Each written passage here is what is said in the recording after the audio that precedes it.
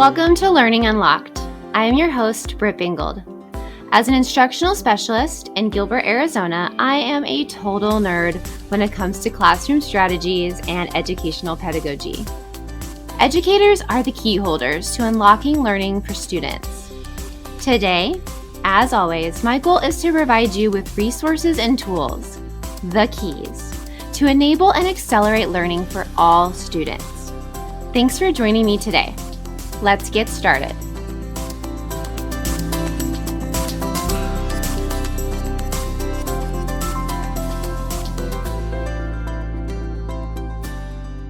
Before we get going on the interview today, I just wanted to do a quick reminder that if you have time to rate us and write us a review on Apple Podcasts, we would appreciate it.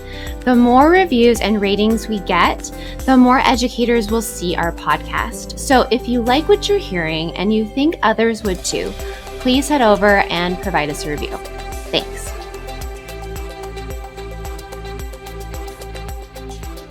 Welcome back, key holders, to episode 16 of Learning Unlocked. Today, I am lucky enough to sit down with one of our high school science teachers, Tara Dale. She is a nationally board certified teacher and has taught both science and social studies in the 7 to 12 setting for 14 years. She earned her bachelor's of science in psychology and another in biology from Arizona State University, and her master's in secondary education from the University of Phoenix. In addition to teaching, Dale is also an instructional coach and sits on the board of directors for Arizona's National Board Certified Teachers Network. If you think that's all, it's not. In 2014, she was a finalist for Arizona Teacher of the Year.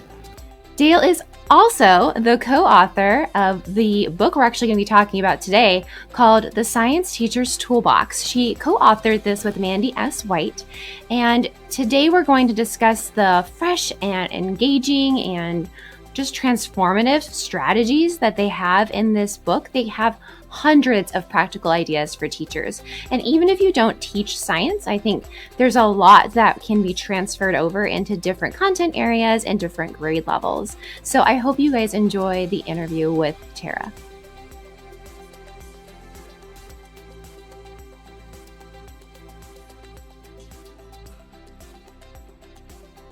Hey Tara, I am so excited to have you on the show this afternoon. How are you doing today?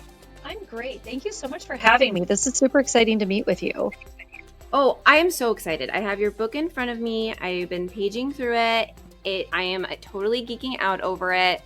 I'm so excited. But you are a very busy woman. You are involved in a lot of things. So before we even start talking about this wonderful resource book you have for teachers, what do you do to relax, girl? What does relax mean? Isn't that a fourth word? No, like, are you like one of those people that are like, I'm going to sleep when I'm dead? Yeah, right? Like, that's not a bad plan.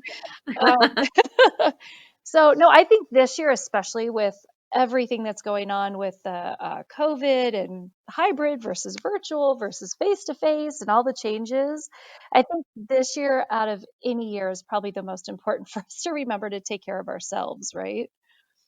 Yeah, and I seen other teachers be like, I'm so sick of everybody telling me to do self-care, just give me less work. And I'm like, totally getting that. Like, I feel for them with that. What do you think about that? Do you think, like, do you do walks? Do you listen to music? Like, what do you think is the best way to like unwind after a day of teaching in this pandemic crisis? Well, definitely exercise. That has helped me sleep better because I find that when I don't exercise, I wake up multiple times and then, you're tired and you're already maybe a little cranky. So I think exercising helps, but also I need to relax my brain. That's like my biggest thing because it is always turned on and I need to figure out how to turn it off again so that I sleep better. So okay, this is like I love it. But it seems kind of odd, but I make like Hallmark cards. Like I make my own greeting cards. Okay, I love you. Like to calm down, to calm your brain. Yeah, so it's just a creative outlet. I don't have to follow any rules. It's just Yeah, it's just relaxing for me. Like this time of the year, it's December 2nd today that we're recording this. And, I might put on one of those romantic Christmas Hallmark movies in the background. And then, yeah, I just pull out my crafts and I just make cards. Okay, I love that so, so much because I think everyone needs their little thing. Like, are you a crocheter? Are you, like for me, I love to dance. So I'll get up and like dance to music and, like with my kids or whatever. So I just think everybody needs to find their thing. I hate that self-care always seems to be like, get in a bath and blah, blah, blah. Like, I don't like baths. Like, I don't want to sit in dirt of my own and sit there. I don't I'm want to with do that. you. Okay. Anyways, you're just so busy. I just read through all of like your credentials and you just amaze me. You're who I want to be when I grow up. So, but let's get going on talking about the Science Teacher's Toolbox. So you're representing you and Mandy, the co-author today, right? Yes. Okay, because I did talk about Mandy S. White was the co-author, but she was okay with you doing the podcast. So talk to me about this resource. I mean, it is out now for science teachers. They can get it pretty much anywhere, right? That it's sold. I saw it was on Amazon. How do you think that it impacts student learning according to the next generation science standards? Yeah, so that was actually one of the things that Mandy and I had to discuss at the very beginning of this project when we were asked to write the book, because did we want the book to be, this is how you teach how a volcano erupts, and this is how you teach, the laws of thermodynamics? Like, we didn't want it to be that. We wanted every teacher from fourth to 12th grade to be able to use this book, regardless of what their standards are, regardless of what content they're supposed to teach. We wanted it to be applicable to that entire range of science teachers. So we do have some mentions of the next generation science standards, but we also are very aware that not every state adopted those standards. So we really focused on the big things. So the science and engineering practices, the cross-cutting concepts, of course, but even more so, something that's really near and dear to my heart is something that I coined a term called the skills for intentional scholars. And I always joke that if I was going to write a second book, it would be called, Are Your Students Mindless Robots or Intentional Scholars? I love that. I would buy that. Right? Like, I don't want my kids just to do what I tell them to do. Like, that's not how the real world works. No, my principal doesn't come in and say, this is how you're going to teach this today and this is how you're going to differentiate. Like, I have to figure that out, right? Those are problems that I have to solve.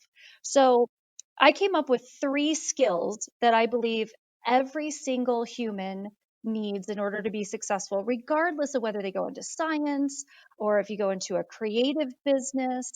If you're a stay-at-home mom, stay-at-home dad, it doesn't matter. Like, after high school, everybody needs 3 skills. So you need to be a good, effective communicator. You need to be a creative problem solver, and you need to be a good critical thinker. So every strategy that we give in the book is offering at least one of those 3 things to your students. So either they're practicing their communication skills, their problem solving skills, or their thinking skills. Because at the end of the day, that's exactly what science is, too. Yeah, I mean, and I think I love that you said no matter what you do, I mean, you need these 3 skills. And I love that you we were talking earlier and you even have those 3 skills put up on the board and you kind of check off like which ones they're focusing on that day, even though they're doing something in science, they're also doing something um like life skills, right? Yes, exactly. In fact, the way that this was came about was I was talking with a 7th grade class, and I think it was like my 2nd year teaching, and I was teaching the moon phases, and the kid's like, "When am I going to use the moon phases?" Well, I don't know. Like, I don't, You're like, this is I a don't really good know. question. Yeah, that's a great question. Where's my real life application to this? No, the science standards say I have to teach it. But that's a great question. Like, why? And I think it's fair that kids ask us that question. When am I going to use this? And quite frankly, I think it's our responsibility as the adults to be able to answer that question. And I couldn't come up with a legitimate answer for that. And a lot of our standards, when they're fact based like that, are difficult because kids have their facts at their fingertips now. They're just a Google search away, right? Right. Um, but nothing online is going to teach them how to do these skills. But these are the skills you need to be successful in school, and even more importantly beyond school, in the quote unquote real world. So I rewrote my entire class in for seventh grade, and I said, you know what, I'm going to make sure that every day I'm practicing at least one of these three things with my kids. And I found that I was more successful if I overtly told them that this is what we're doing and this is why we're doing it. Well, I mean, of course, because good teachers clarify how students can and prove and why it's relevant. Mhm. I mean, we just know that from research, you know. Can you say the three again, just for the listeners? Absolutely. So it's effective communication, creative problem solving, and critical thinking. Perfect. Yep. Because I think they're gonna think that's a great way to kind of go into your instructional planning. Like, okay, let's talk about these, relevant skills, and then let's look at our priority standards, and then now let's go. Because I think not only is that beneficial for the teacher to be able to answer those questions when they come up, but that the students can see that is so great for their clarity of their learning for sure. Um, in the book, you discuss, hundreds. Oh my gosh, the book is so thick. I don't want people to look at it and be like, I can't, because it's so good, you guys, because there's so many like tables and examples and images and so many great things in there. So don't be like put off by the size. But what got me most excited as a former high school teacher is that both of you embrace the ideas of hands-on learning, um, and not just for like younger kids, like secondary level can have hands-on learning. So here's the thing. What I have noticed in my time going in and out of several classrooms these last 2 years, that some teachers that are in those secondary grades are a little uncomfortable with this hands-on approach. It's not that they're against it. It's just like, I don't know how to do this. I don't know how to make it accessible. Can you tell me more about why you guys felt like hands-on learning was a favorable addition to the science teacher's toolbox, but basically any teacher's toolbox as well? Absolutely. Yeah. I heard a fellow teacher once tell me that students don't remember like your PowerPoints. Like, have you ever heard a kid go, oh my gosh, did you see Mr. Smith's PowerPoint? Slide number 17 was off the chain. And the answer is no, right? You No. never hear that. So I don't own a PowerPoint. I don't make them, and that's not how I teach it. And if you are just doing PowerPoints, are you practicing those three skills for intentional scholars? Probably not, right? Um, the comment I always make is, if all education is transferring knowledge from my brain to my student's brain, then quite frankly, you don't need me. And you could save millions of dollars by getting rid of the teachers, giving the kids their textbooks and just telling them to read. Because isn't that also just a transfer of knowledge? Like, we do so much more than that in a classroom. We are not just knowledge givers. We try to get kids to experience science. You got to do science to learn science, you know? Well, kids So have to do something to learn something. And I think a lot of teachers sometimes, they'll get to talking and they love their content, or they love the story, or they love whatever they're teaching, and they forget, like, stop, the kids have to do something. right, So right.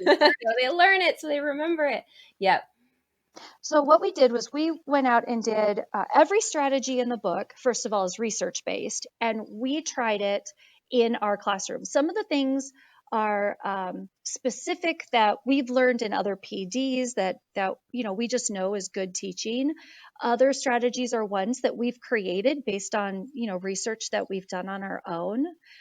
But everything that we have here, research proves that when students are responsible for doing something, their test scores increase. That the ownership is on the kids to learn, not the teacher to teach. Right? Like that Right. old adage, you don't want to be the stage on the stage, you want to be the guide on the side. Right? Yeah, and and well, when students make, if they're more actionable in their learning and they are seeing learning as just more than a grade, they're seeing that they can experience learning and that failure is okay and there's different variables constantly changing and moving. I think it just becomes more challenging and more interesting for them. So Yes, I think, of course, their test scores are going to increase because they're making huge connections in their brains that they wouldn't normally make off of that, PowerPoint slide number 17 that just had that really cute GIF on it, you know? So, okay, so give me a couple examples from the book about just like doing science. yeah, absolutely. Okay, so like two of my favorites. One of them is when we were teaching the engineering process. We don't just teach the process; we make the kids learn it by doing it. So we start off with, the very first step, and then we go to the second step, and then we go to the third. But the cool part about the engineering process is that it's not linear. You are constantly going back to previous steps. And so to show the kids that, to let them experience why that's necessary, at the older grades, we give the kids mouse traps. Of course, you have to teach them how to use it safely, right? Super fun. And they have to make a catapult. And so I give them, like, maybe a rubber band and some tape and cardboard and a plastic spoon and a mouse trap. And I'm like, okay, so the first thing you got to do is figure out, how do you use all these materials to make a mousetrap? So there's your creative problem solving, right? So then I give them a marshmallow after they think they have a good catapult, and I let them test it. And they find out that their first design usually is not such a great design, but that's okay because that's what the engineering process is, right? Like that old story about Thomas Edison and the light bulb, and he needed 1,000 tries. Same Well, and concept. Hattie always says failure is our best friend, right? We That's right. can't improve unless we fail. I mean, we have to see those opportunities for feedback and learning and celebrate sometimes when we fail because now we know, hey, I have to go do this and fix this. That's right. That's exactly right. Yeah. So it gives permission to kids to fail, and that's a good learning opportunity, not just from an educational perspective, but also from a science perspective. I always tell the kids it's okay to fail in science. In fact, those are usually the most famous scientists are the ones who made a mistake because that's how they learned something and advanced the field. Right, that's awesome. And that's such a great point for kids to see that relevance of science and science class. Yep. So after they make their catapults and stuff, and they think they have like the best catapult, after, trial and error, trial and error, trial and error, we give them challenges. So, how far can you get your marshmallow and who can get it the farthest? Or, we'll make a bullseye and see if they can get it for accuracy. So, there's usually some challenges behind it. And of course, they're always going back and trying to improve their design. So I'm not just telling them what the engineering process is, but I'm letting them experience it so that, like you said, they become more interested. It's boring to listen to teachers talk and drone on all day long, but it's super engaging to play with mousetraps and Well, right, it's active learning, right? And you're using those hands-on experiences, which and that's not to say that now after they've gone through this process, they could do a writing component where now they explain what they think the engineering process is. that's And right. then it gives you an opportunity to give feedback on their, what if that is the correct engineering process based on whatever the standard is or whatever you're teaching. But they probably are pretty accurate because they've gone through it themselves using these mousetraps.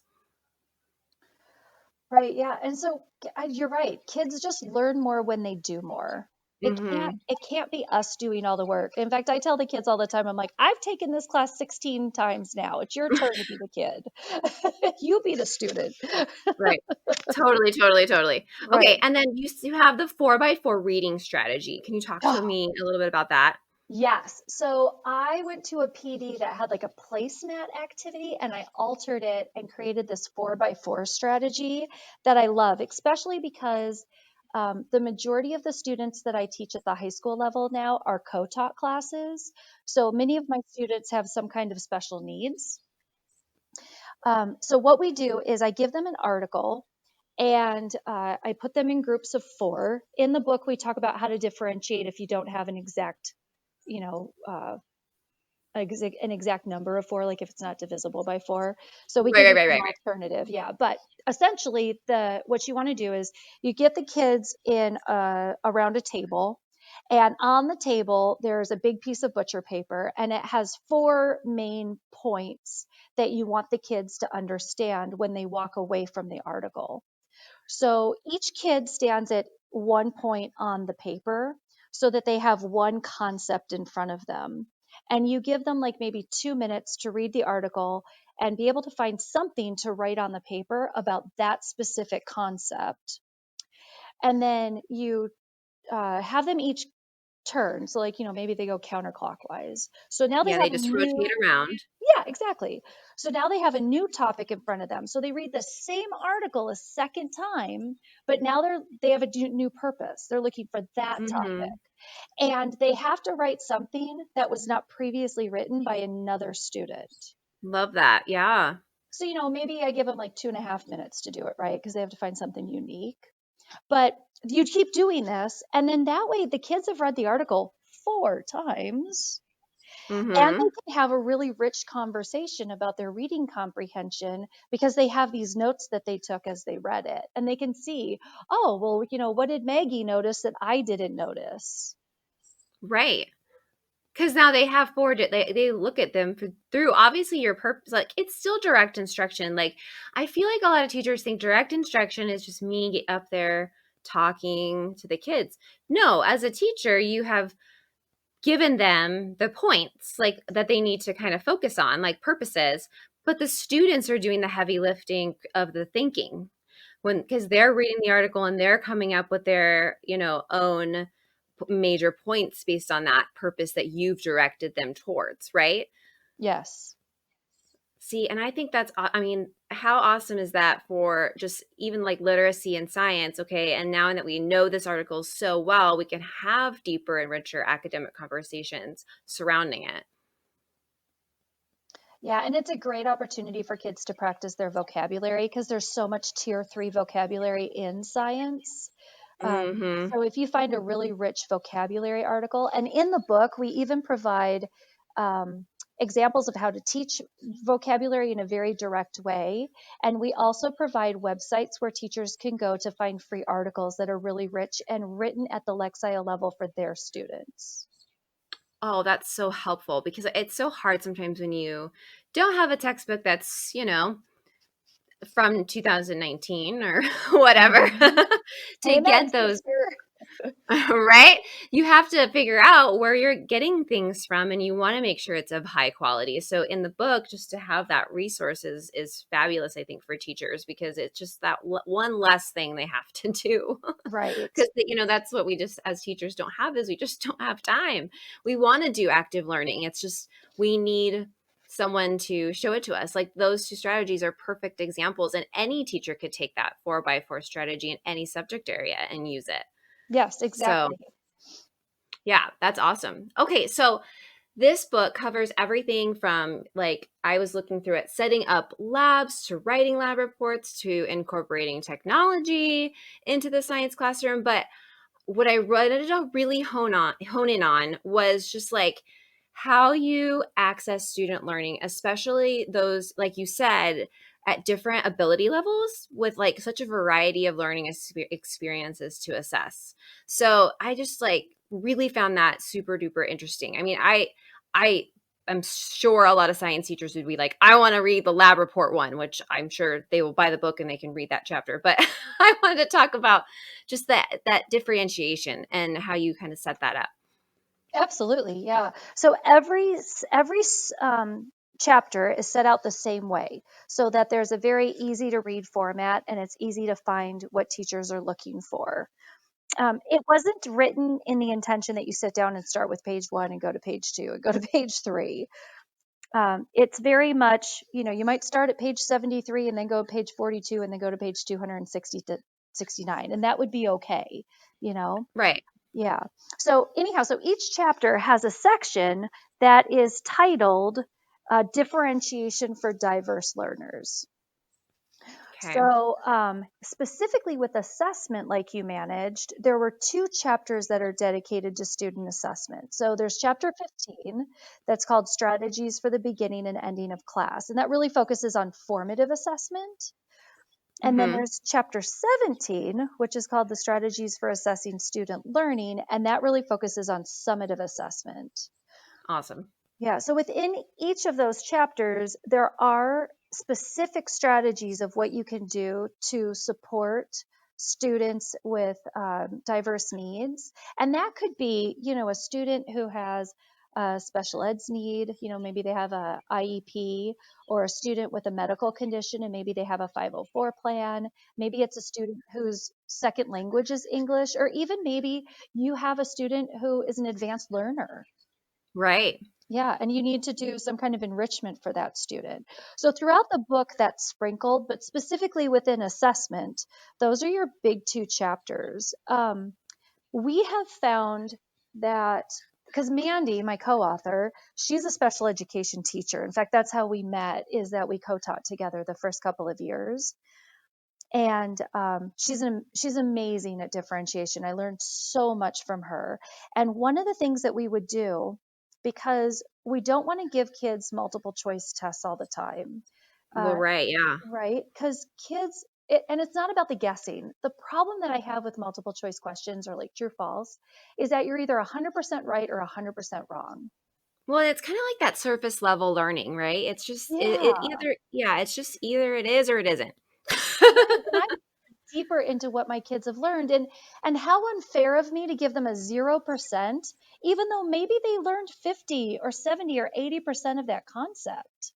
So I like short answer um, assessments instead, because I can see where their thinking is and I can give them credit for what they did learn instead of this all or nothing. But the problem is that a lot of students who are SLD, they have a specific learning disability, their disability is in writing. So if they're writing short answer questions is it their disability that's keeping them from being successful, or is it the fact that they haven't learned the concept, and how do you know? So Mandy used to set up sentence starters or writing frames for Right. these Oh, students. girl, I love me a good sentence stem or a writing frame. Right, I am all about that. So you just made me like super excited. Okay, keep going. yeah. I love that. So she would set those up for the kids, and especially even with our students who are learning English, that would help kick their thoughts off too, because at least they knew where to begin. So many kids, especially if you have high anxiety during a test, are like, I don't even know where to start. The blank paper's just staring at them and they're like, "Ah, it's winning. The paper's winning." Yeah, Right, poor kids, like, oh my gosh. And I don't want their anxiety to be what I'm testing. I want their knowledge to be what I'm testing. So absolutely. Mandy used to do that. And we talk in the book in grave detail and give some really great examples of what sentence starters are and what writing frames are.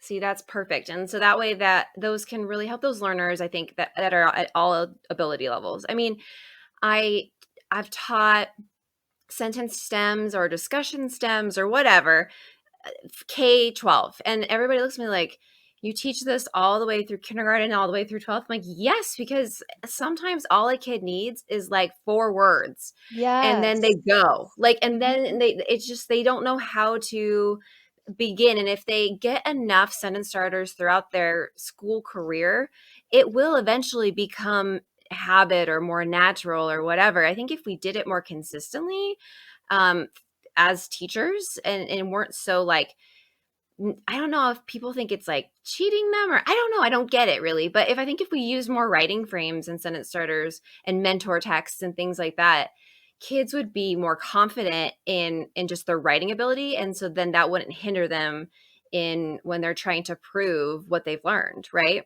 Yes, absolutely. And sometimes, kids don't mind saying, I stink at writing, which just breaks my heart. Like, why are you so comfortable with that statement? I know, right? Right? But if that's going to make them a better writer, and you know more about what's in their brain and what they've learned, and even more importantly, where they're struggling so that you can fix it before a summative test, I mean, how powerful for a kid. And now you start building their confidence, so they're more likely to take risks in your room. Mhm. Yep. Well, and now they're feeling, I mean, they're feeling like, okay, I'm a decent writer and I'm really doing great in science. So their self-efficacy when they walk in your door is huge. So now you've got their attention because you're doing not only hands-on active learning experiences, but you're also kind of promising them in a way that like a, it's okay to fail in here. B, it's okay to not always be perfect. But what matters the most is that you walk away with knowledge. And I don't think that's how most kids feel when they walk into a classroom. Sadly, I totally agree with you. I know I feel bad saying that, but I just, I remember teaching and saying, I don't really like kids would be like, what's my grade? I'm like, I have absolutely no idea.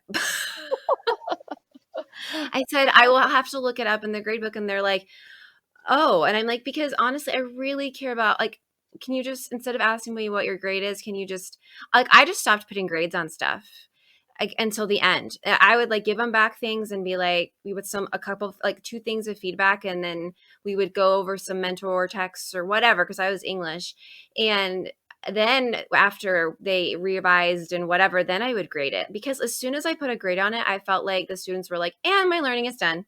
Like, no, like the learning is not over when the grade is placed. That's a great idea. I love that. It just drove me crazy. So like they finally got used to that idea of, oh, she's not going to grade this for, I mean, she graded it. She looked at it. I mean, I definitely gave them feedback. It was just, it was short, it was chunked, and they had to then go look at things. And I would speak to them about like, here's what I was looking for, or here's an example of a student who did this well. Now let's look at yours. Okay, now go fix it. And they would do it and it would be better. And it was way better than me fixing the errors for them, I guess, and then them just forgetting. Well, like you said, you learn more from your mistakes. You do. Okay, so you have summative assessment, learning goals and skills, which our district is really moving towards the learning goals, targets, success criteria, which I love. I'm really excited about because I think that's great for all kids as it brings clarity. Do you have anything about that you want to speak to about how that helps with students that have diverse ability levels? Yeah, so it is fascinating to use learning goals and skills in the classroom, especially with students that have diverse needs. Oh gosh. Okay, so for those listeners who aren't familiar with what these are, let me summarize this really quickly. Yeah, that's So true. Go. yeah, That's good. Good job. so so you have a unit learning goal that is usually pretty complicated and will take you many weeks to teach. And what you do is you break the goal down into mini learning steps. So usually you have 4 steps, but there are different models with different numbers of steps. And quite frankly, kids don't care how many steps you have. The idea is how you use the steps. So this is all formative assessment, so none of it goes in the grade book. And the idea is that at the beginning of the units, the kids don't know anything, right? And I always tell the kids, if you already know this, then why the heck are you here, Yeah. right? What are we doing? Or it's a great way to assess them. Like if on the scale everybody's on a 2, we're like, "Oh, okay, well maybe we need to adjust the scale and co-author it a little bit." Right? Yeah, Yeah, absolutely. Yeah, those pretests can be really useful for that. right. So hopefully everybody kind of starts at the beginning, at step 0, where they don't really know too much. Maybe they have a little bit of background knowledge, but they aren't really bringing too much to the table yet. And so you teach. So you teach your thing, you have them do their activities, and then you give them a formative assessment and see if they learned the first part of your learning goal, that first step. And if they have, then they move to the next step. If they haven't, then they stay there. And what becomes powerful is when you have kids track their movement and you add to it what kind of efforts they've put into it. So, what I do is I have the kids fill out, it's a little half sheet of paper, and a copy of it is in the book. So it's just a half a sheet of paper. It's a form, and they're graphing, so you can practice their graphing skills with them. And it's a bar graph that they're making. And every time we do a formative assessment, they add a new point on the bar graph to show where they are in these steps.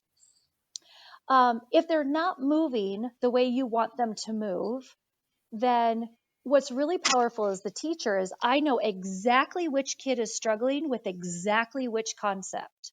So I can offer some kind of intervention with that child so that they can catch up with the rest of the class. What's powerful on the student side is I put the ownership back on them. So if they moved on the step, I ask them on the form, they have to fill it out, and it says, what'd you do? Like, yeah, sure, I might be a great teacher, but that doesn't mean you're going to do well. Like, there's something you did Yeah. to own this learning. What did you do? And we give them examples. I paid attention, I did my homework, I asked my learning partner questions, I took good notes, I did, whatever My catapult went activity. the furthest. There you go. I didn't give up, right? That's Right. a great one. I love those social Oh, emotional I love ones, that. Yeah. right? Yeah. And then the kids who aren't moving in the steps, I ask them, okay, so what can you do differently? Like, so whatever you're doing now isn't working because you didn't learn this information, which is okay. We still have many weeks until we take the summative test that goes in the grade book.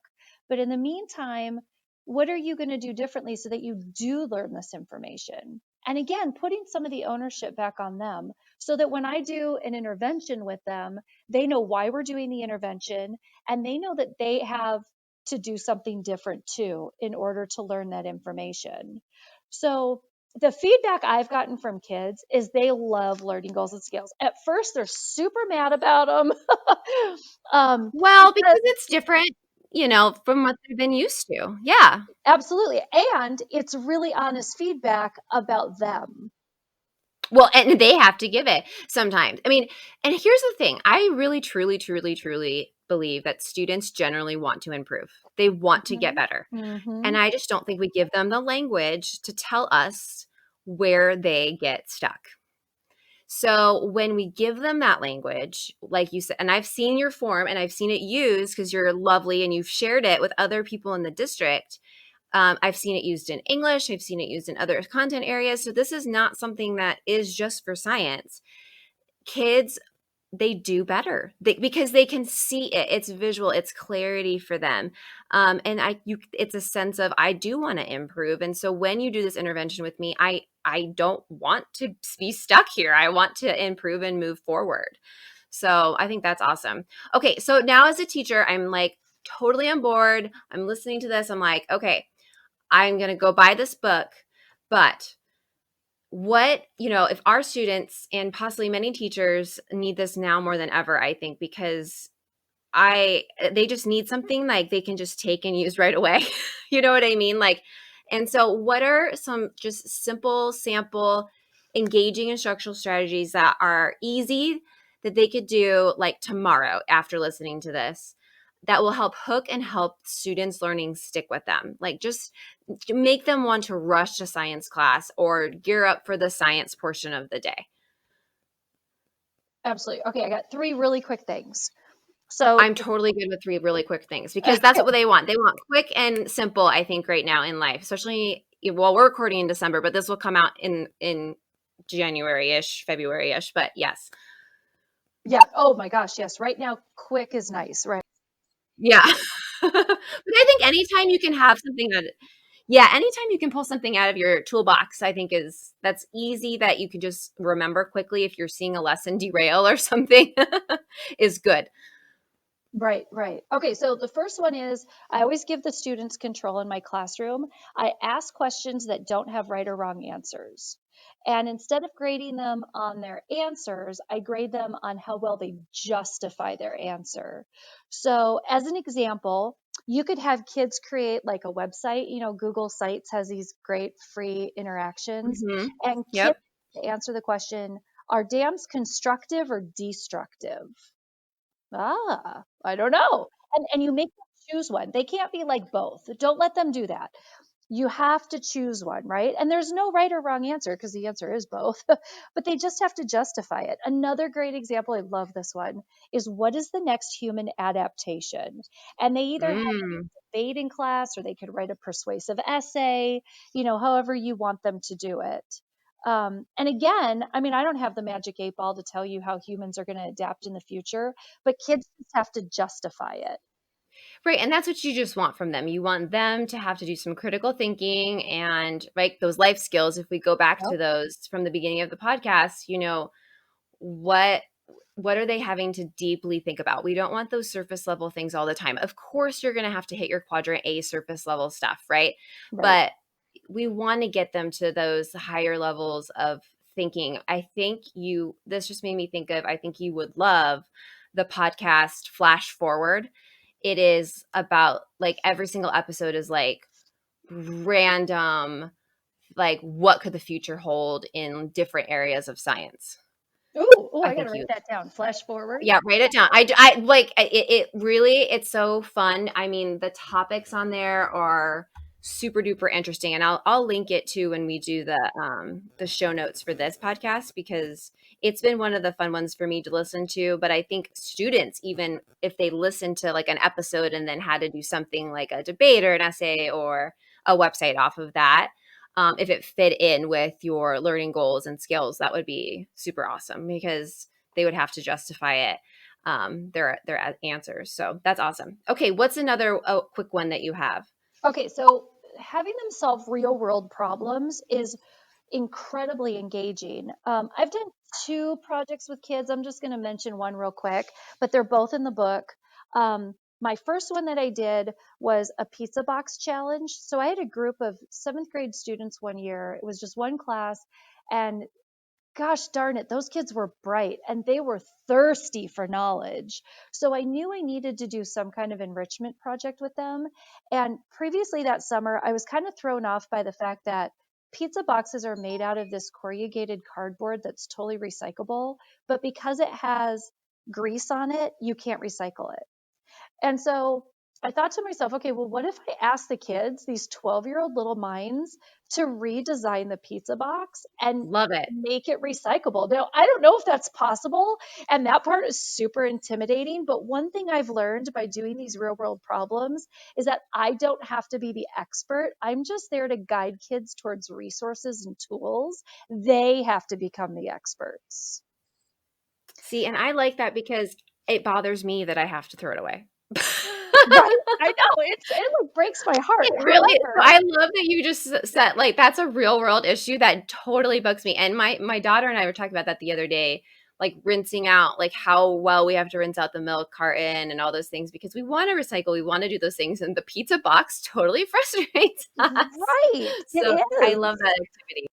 Well, and just as a side note, by the way, they did design a pizza box that is recyclable, completely recyclable. They invited about 20 different pizza companies to come in. They all dressed up in their Sunday best and they gave a presentation to the companies that showed up. I think 14 came. Um, and every company was on board with using their new pizza box, except the kids found out in their experiment phase that in their new box, the pizza was a little, like, I don't want to say soggy, but like it had a certain moisture content to it that changed the texture of the pizza. And the companies are like, if you can solve that, then we will invest in your invention. How cool is that? That is so cool. I mean, and how great for kids to feel like they're giving back to their communities, to their world. You know what I mean? Like, Yeah. that's what they want. They want to feel like that's what education is. That's what it should be. Okay, really quick sidebar. Ready? Yeah. Flash forward.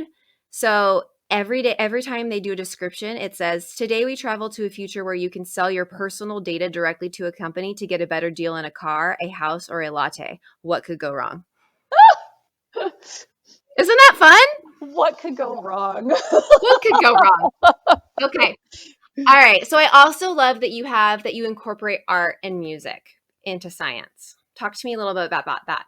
Yeah, there's an entire chapter into that, because there's a lot of movement to go from STEM to STEAM, and the difference is that A, which stands for art. So chapter 15 focuses on art and kinesthetic movement, and so when we were teaching astronomy, um, at the ninth grade level, we had the kids rewrite Twinkle, Twinkle, Little Star because the song was written well before we knew what stars were. So think about it, right? Twinkle, Twinkle, Little Star, how I wonder what you are. No, Oh, we right. don't. Yeah. We totally know what you are. You're a big ball of gas, right? And by the way, they don't twinkle, they're not little, and they're spheres, they're not stars. That's So, awesome. So they were yeah. able to like look at something that they've heard all of their lives and Mhm. rewrite it. Yeah, we had them rewrite the entire stanza. So the whole song is, out on a web page, but we put it in the box, or we put it in the toolbox in the book. And we even put a couple of stanzas in there as examples of what kids have done. And yeah, we just had them rewrite the song. And then for extra credit, if they wanted to perform it in front of class. So kids bring in, their guitars, or, maybe they record it at home on a piano or something. So it's super fun. They get to be musicians. Well, that's awesome, and that's I love that. I love anything, and that's mnemonics too. I mean, one day they'll sing that song to like their child, and it'll be hilarious. Yeah. That child will get the real version of "Twinkle Twinkle Little Star." Watch out. Okay, and you said there is a secret chapter that the listeners get access to. Is this like correct? It is. So I sent you the link so that you can add it to the podcast. Woohoo! Yay! Yep. So the link goes to the publisher, and if your listeners go to the left hand, scroll down a little bit, and on the left hand side, they're going to see a series of different words like table of contents, reviews, so on and so forth. One of the links is called series, and if they click on that, there is a secret chapter number 19 that is only available online. It is completely for free. They can download it, and it offers 3 specific lesson plans of how to incorporate microscopes, Bunsen burners, and digital scales or beam balances in their classroom. So they can get a little taste of the book first and see kind of how it's formatted a little bit and then be like, okay, yeah, I need this in my life, which I think is Yeah, awesome. So thank you for yeah. giving us access to that. Okay, so we're gonna wrap up. We're at 44 minutes. Holy cow, this went by super fast. Okay. You hit so many of my personal buttons when you discuss all these wonderful ideas because I just, I'm such a geek when it comes to just strategies in general. But not only do your strategies enhance prior knowledge, but they also promote a culturally responsive classroom. How do you feel these strategies all rolled together create an educational formula, like for science, that is culturally responsive and considerate of students of all ability levels? Yeah, so throughout the book, we talk about culturally responsive classrooms, but we do have a chapter that also focuses specifically on it. It's chapter 14. And, in researching for the book, I kept looking for like a quick strategy to turn my classroom into culturally responsive. And it turns out there isn't one. Nope. Nope, it's not how it works. That's not how it works. I know. And it's so funny because everyone's like, I'm going to be culturally responsive this year. I'm like, mm-hmm. But it's really hard. It's a lot harder, I think, than we think it's going to be. Yep. Right. And it really is teacher driven, um, in making a student centered classroom. So we, we did a lot of research focusing on a lot of specific researchers who are very much, um, how do I want to say, like they're in the forefront of this field, right? They're the driving motivational force behind this field. And what we found is that a culturally responsive classroom is really about the teacher and the beliefs that the teacher has about the kids. So the first thing is that they have to kids have to feel valued. So you have to create a culture in your room where every single kid, all kids regardless, feel valued. All students have the opportunity to be successful. All students feel as though they belong, and that students are seen as assets and not deficits. That's huge. I mean, and also, I mean, it's little, but even just being like, how do you pronounce your name? What would you like to Yes. be called? Those are some of the types of things that looking back, I would just read through my roster and I would call a kid, Cameron. That's my daughter's name, but but maybe she wanted to be called Cammy or Cam, like, and so, but I just didn't ask, I mean, so those are the types of things, like, or making sure you pronounce their name correctly so they feel valued, so they feel like they belong. So it is really teacher driven with that mindset, but then students can also start to pick up on that, I think, as well. Yeah, for sure. Yeah, so keep going. Sorry, I didn't mean to interrupt you. No, no, that's perfect. Yeah, that's a great example. And that's a good one because every once in a while I'll get a student and I will screw up their name for the first couple of weeks of school, but I always pull them aside and say, "I need you to keep correcting me. Like this is important to me that I pronounce your name accurately and I want you to keep correcting me because I'm going to get it right." And what a cool way to tell a kid that you're important. Right. Yeah. And you're building community. I pronounced a kid's name wrong almost the entire year, and he didn't tell me. And Oh, I felt so, I mean, I literally cried. I was like, why didn't you say anything? And he was like, oh, it's not that big of a deal. I'm like, it is to me, and it should be to you. This is your name. Like, I was so upset.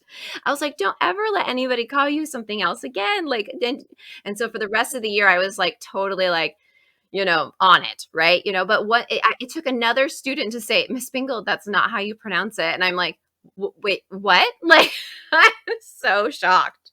So, anyways, but that's a perfect response, right? Because and that kind of goes into it. Like we all make mistakes, we all have our own biases, but we have to become aware of them so that our biases don't drive policy in the classroom.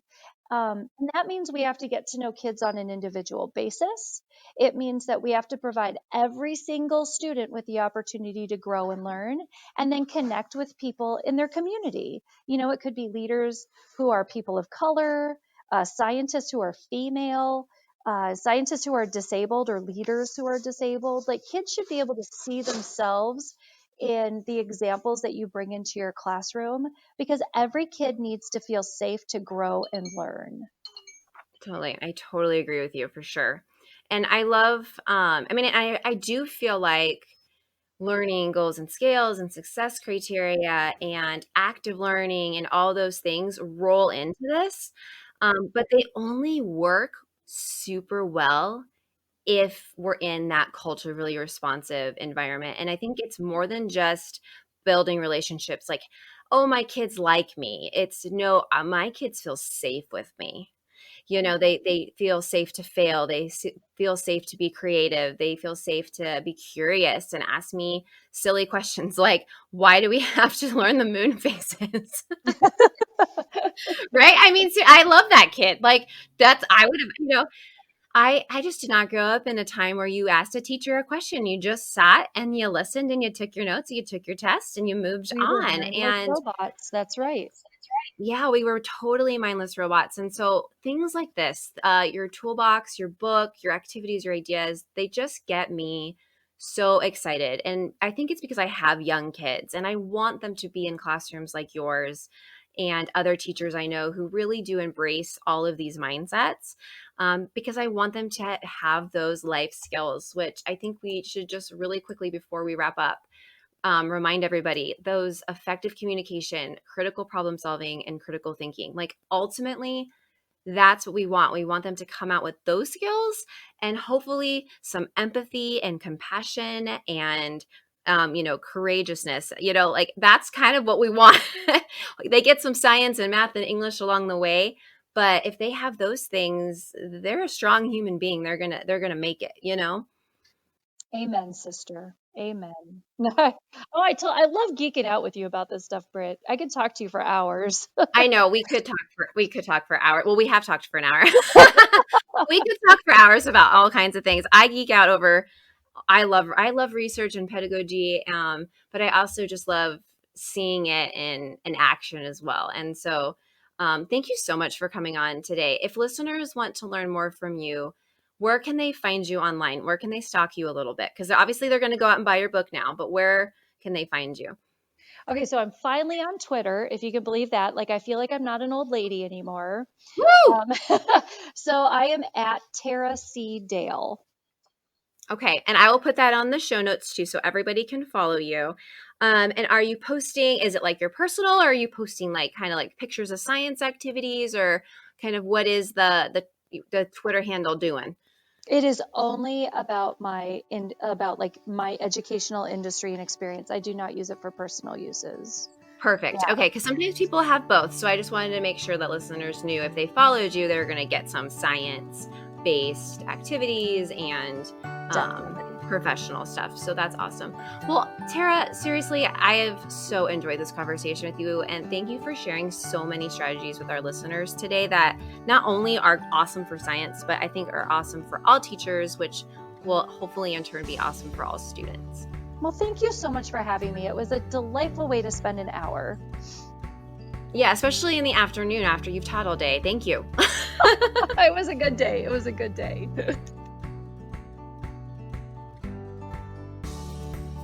Thanks for listening. I hope you enjoyed this episode of Learning Unlocked and finding out more about the Science Teacher's Toolbox by Tara Dale and Mandy S. White. If you are listening today as a GPS educator, you can receive PD recertification credit by visiting our Employee Hub page and navigating to Professional Growth and then Digital PD courses. Just a reminder that we are on Facebook, Instagram, and Twitter at GPS Prof Growth. That's GPS PROF GROWTH. For more information or resources from this episode, please visit our website at learningunlocked.libsyn.com/website. We are distributed by Libsyn to Apple Podcasts, Spotify Podcasts, iHeartRadio, Audible, and Amazon Music. Episodes are also available on our PGD YouTube channel under playlists. Our intro and outro music is licensed from Melody Loops. Thanks again, key holders. Keep unlocking curiosity, creativity, and innovation with your students. Stay kind and courageous, and I'll see you next time.